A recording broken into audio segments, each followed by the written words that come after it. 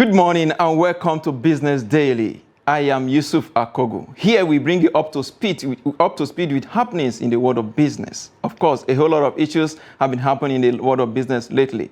Just last week, on Saturday, not so far away from here, the NBS released the inflation rate, the consumer price index figures, which is stated that the Nigerian inflation rate now stands at 22.04%. In fact, the last time we had this number was about 18 years ago.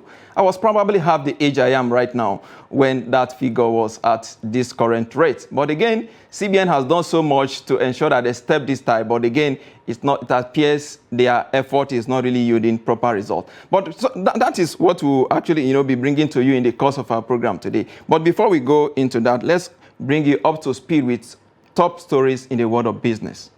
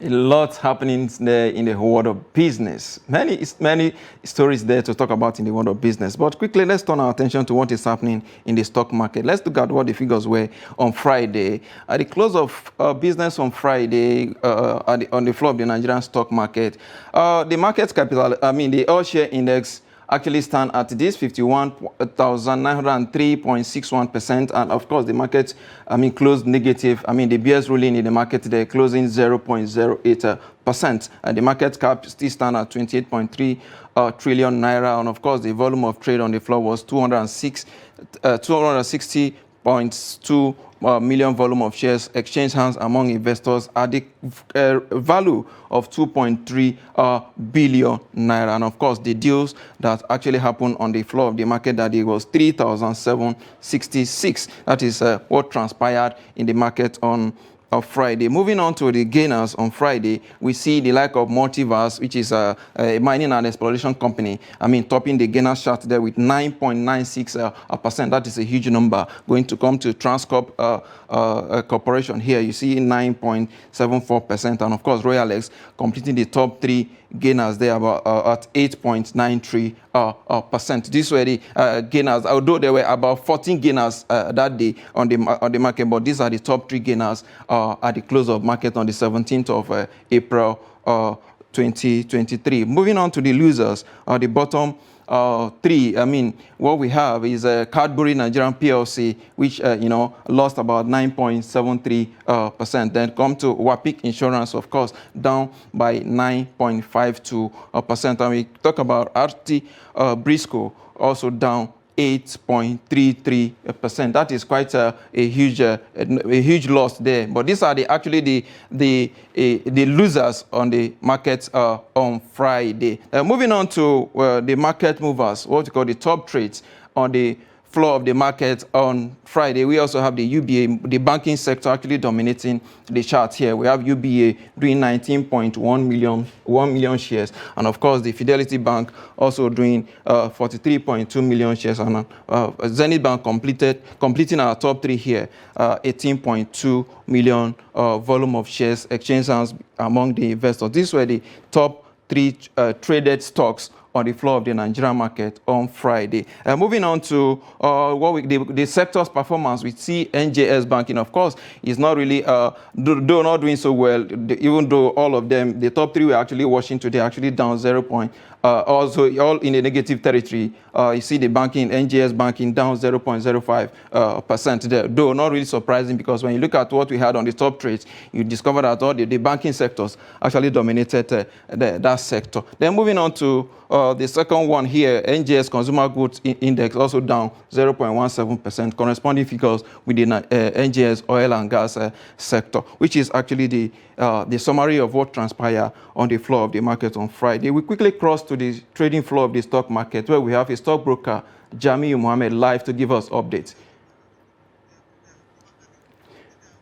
Hello, Jamiu. Good morning.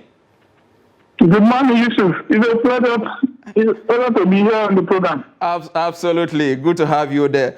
Tell us, what is the current situation on the floor of the Nigerian stock market? Yeah, thank you. The market has opened around 10 o'clock. Although I lost connection in the market for a few minutes ago because of this call. But what we have right now in the market is that the market has not showed really to show the direction where the market may likely go. The last time I checked, the market still trade normally. We have not seen much of the gainers and the losers.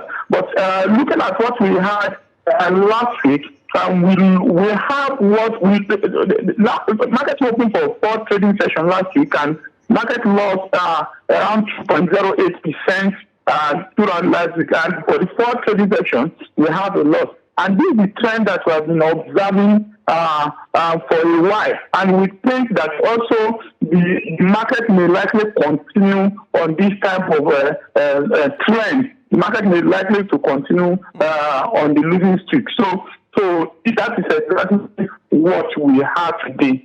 And the market may likely close negative at the close of business today. Okay, what can you tell us is actually responsible for this negative trading? Is it a profit taking or an investor withdrawing their money? Not that the investors are withdrawing their money. We are in earnings seasons. Earnings seasons ended by the end of March, which the listed companies are expected to release their audited reports. So before the end of April, all the listed companies must have released their audited report, except those and unless those that have given the reason for delay in releasing their report. But as we speak, you see, we have seen most of those results, and the market has reacted to the results. And mind you, what we had last week, you can see even our GDP grew up for the last quarter in the last year. And that is the performance that generally the listed company will exhibit. because of the fact that most of them there is growth in their sales, there is growth in the revenue, and also there is growth in the profit declared so far, and also the dividends being declared. All these things are positive, and that is why investors reacted positively in the month of March. If you look at what we are having from month of April today, from 1st of April to today, the 17th of April, the market has lost more than 4%. Not because of anything, it's because of the cash crunches that we have, the cash crunch that we have earlier in this year. This will affected mostly the manufacturing sector, and also affect also some banking sector, because the activities were a bit down to affect the financing activities of the economy. So all these are particularly the cash cost, I believe, is the one responsible for what we are witnessing now. And I believe it's going to short-lived, and we are going to return to positive, because as we speak today, year to date is less than 2%, when we have gotten to almost 8% before during the year. So what I'm saying so far is that what we are witnessing is for a short period of time, and the reason for that is the cash crunch that we have, the CBN policy that they want to withdraw some liquidity in the market, which Nigerian populace are not yet appreciating that policy, and they work against that. Absolutely. Absolutely. Quite a lot of issues there. I understand that the year today currently stand at 1.27%. But looking at this, the end of the first quarter is over, and probably the result of the companies will start turning in very soon. Are we likely going to see a turnaround? Yes. I said earlier, I told you what is responsible for this is the first quarter report that investors are waiting for. First quarter, I started filling in, and we are seeing the likes of Transcorp, UBA that have released their first quarter results. So, some of them will believe that the first quarter results is not likely to be good, and that's what investors are reacting to. And the reaction and the sentiment for now is going to be negative. I told you that it's going to be for a short period of time before we return back to any streak that we have started the year with earlier. Okay, Chami, before I let you go, the Nigerian inflation numbers is not really looking good, 22.04%. Is this in any way impacting on the current trading pattern? Yes, it's true.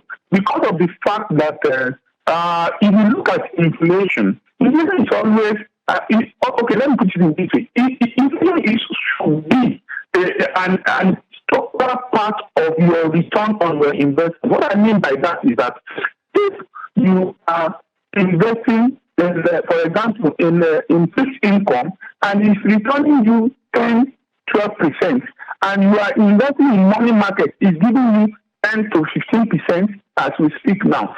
It shows that your actual return is negative, because inflation is supposed to your return should be inflation adjusted rate of return. So if you are making a return that's less than inflation rate, what it means is that you are actually making loss. So even though you are looking at it as your real return is negative. So now this now made the investor, fund manager, and some institutional investors that will have now looked okay. Where do we get a return that will compensate for this inflation rate that will give us?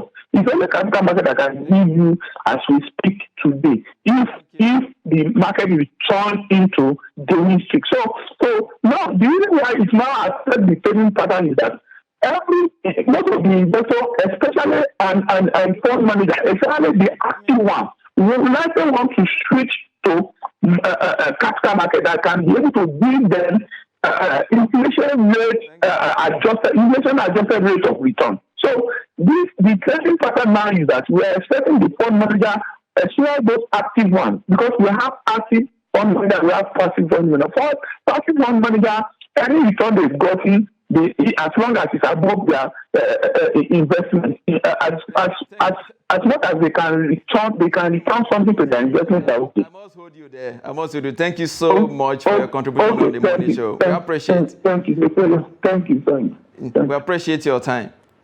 Thank you very much. All right, thank you so much. I have my guest in the studio, Dr. Emeka Okengo, is a development economist. Sir, you were nodding your head there. You may want to say one or two things. Well, I don't know. I don't know if I was nodding or shaking my head or moving my head, but whatever it is, we're looking at inflation figures. The reasons why they are still high are very obvious. I mean, they haven't changed much. And why you now have just not only inflation rising, food prices also rising are also constant. Okay, you have insecurity, people are not going to the farms, you have climate change, you have transportation and storage issues. These are all issues that are germane, and they will remain, with headwinds, if you may, they will remain those triggers until we resolve them.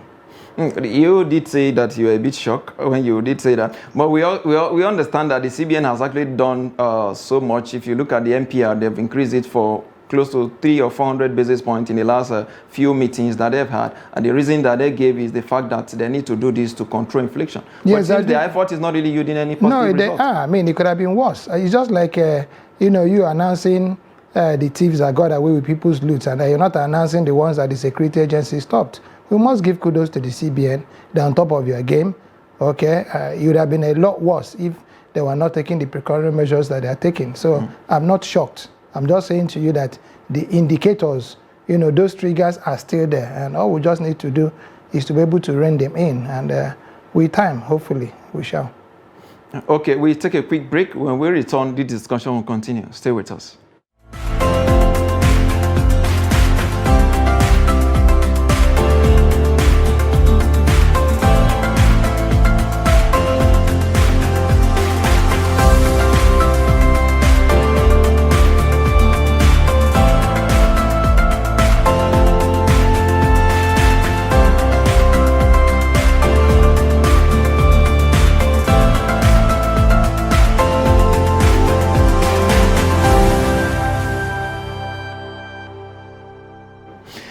Glad to have you back. I still have with me in the studio a development economist, Dr. Emeka Okengo.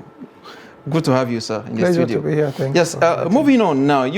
Before we went on that short break, you talked about, we were discussing this issue of inflation. I recall last week, the World Bank did say that they support the CBN to continue to tighten the monetary policy. Do you think that is a very good idea, given the peculiarity of our environment? Well, you see, first and foremost, a lot of the things that the CBN have been doing, technically, are a little bit out of hinge. Okay, they've called it unusual solutions. Okay, because what you have is a myriad of also issues. You have a country that has a huge population of over 200 million people. You have a country that has a large stock of infrastructure deficit. You have a country that has climate change, crisis. You have a country that has insecurity crisis, and then you also now have some kind of disconnect between your nationals and your subnationals. So it's actually a very complex situation. So to that extent, we must give it to the CBN, and to a large extent to the Ministry of Finance and National. Everybody is doing their game. However, globally, let's not look at this thing from the Nigerian context. I mean, it also goes beyond our capacities. Remembering that the World Bank had scaled down world economic growth, I think, from 3.1% to 2.1%. But on the other hand, IMF is also still insisting that the projected growth rate of 3.1% for Nigeria is still attainable if now most of these things they've put into place can happen. However, it is not buying chocolate. It's not walking into a supermarket and then getting bread. A lot of things can happen. A lot of factors, never expected. Force majeure can just come in. Okay, and with everyday politics, elections, social inclusion, exclusion, a lot of things in the mix. But I think what's important is that there's a determination for us to be able to beat, the headwinds. And I think with some purpose, the focused planning. But I can also say this before we continue, that I think this adoption or ours going back into the cash, policy, also created some little, drawbacks. Okay, looking at what you have actually said, this figure, sometimes some people look at it as it's not even the actual figure that it should be, but that is by the way. But looking at how this CBN efforts, both the physical and the monetary side, their effort seems not really to make any meaning to common man on the streets. How do we, tell the common man that, look, the CBN and the CBN monetary policy and of course the fiscal authority are actually doing enough to ensure that the prices of goods stay where they are? Well, you see, there's a difference. I say this anytime I have this kind of conversation between who you call the mob and who you call citizens. Okay, so we must be able to identify and classify this your common man. There are common men who are captured in the formal economy. There are also common men who are in the informal or underground economy.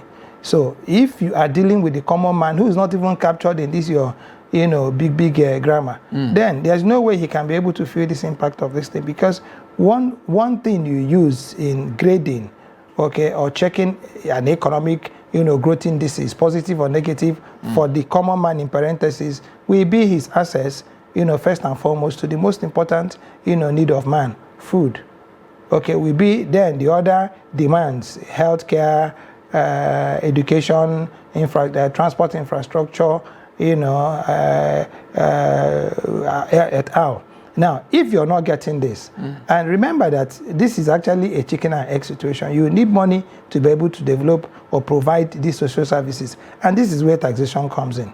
Now, if a man can't pay tax or is not paying tax, where is government going to get the money to do this? If government is borrowing and is not borrowing enough and are not able to conclude or complete, this infrastructure that can begin to generate, revenue, how is that going to work?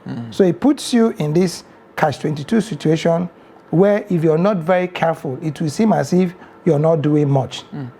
Okay. You made mention of taxation, and we understand that some Nigeria evade tax. Many of them don't pay for obvious reasons. Some say we are not really seeing the impact of, even for those that are actually paying. You have to provide your water, you have to provide your lights, provide so many things for social amenities, which ordinarily should be the responsibility of government. Don't you think government needs to do more to earn the trust of the people in this regard? Another obvious reason is that a lot of Nigerians can't also pay.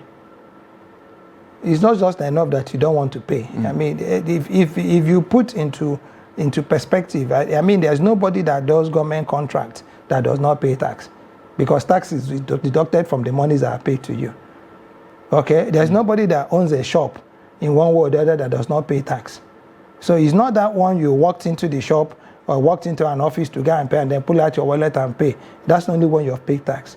All right, and remember that you also have the pay-as-you-earn system, the pay-as-you-earn system. So, and I think according to KAMA now, if you're earning under, is it 25 million a year or something, you're not supposed to pay. So it's, like I said, what we need to do is to be able to create, this inclusive strategy that can make everybody be part of what it is we're talking about. Even those who can't pay can also contribute to some other thing and then work towards a point where they can begin to contribute to national development. So instead of now looking at this as taxation, we should look at it as all hands on the till.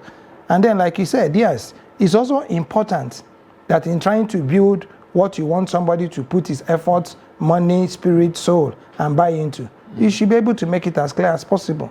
Again, this is where you have that disconnect, and that's very critical.